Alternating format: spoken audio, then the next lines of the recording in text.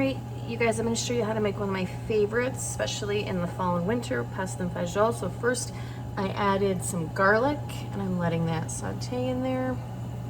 Then I'm going to add half of a finely chopped yellow onion. I use yellow because it's a little sweeter. And I personally like to use scharol or escharol in with my pasta fagioli, but I couldn't find any, so Swiss chard works just as well.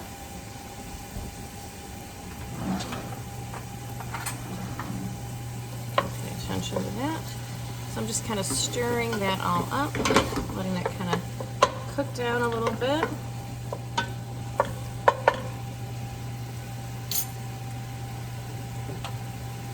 I also like to add a little bit of like the rind, the hard part of a cheese. This is a Parmigiano that's really sharp and delicious that I'm going to add in there, kind of just to add that flavor. So all of that, it looks like this cooking. It's cooking down.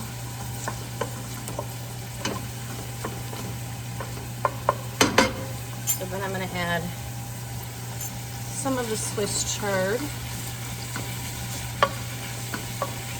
and let that kind of wilt a little bit in there. Cook with olive oil.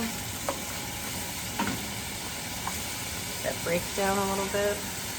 I like to use the best beans that I can find. These are a particular favorite of mine. They're organic. I like to add my beans. I rinsed those out.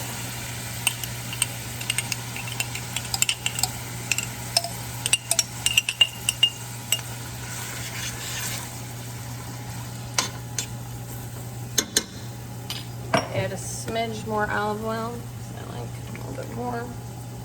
And now I have some whole tomatoes. I'm just gonna squeeze right on in there. They'll break up either way, so you can just put them in or you can squeeze them, whichever you prefer. I like to kind of feel them and break them with my hands. Already the color looks so pretty.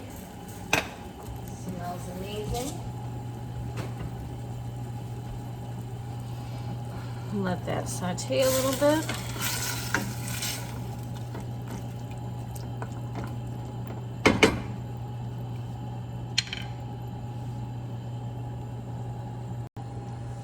Okay, so this is kind of cooking down a little bit, and then you're going to add some chicken broth. I add about 3 cups.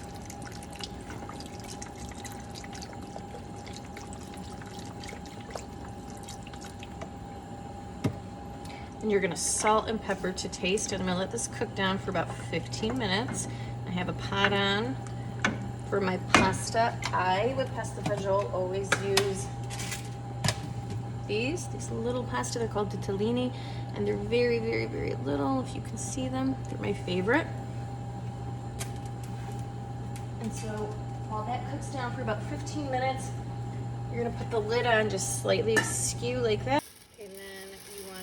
Your tortellini, depending on how many people are coming. I always kind of eyeball it.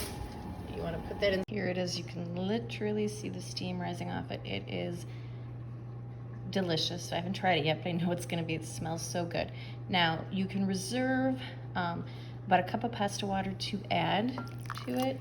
If you like to make it brothier, you don't have to.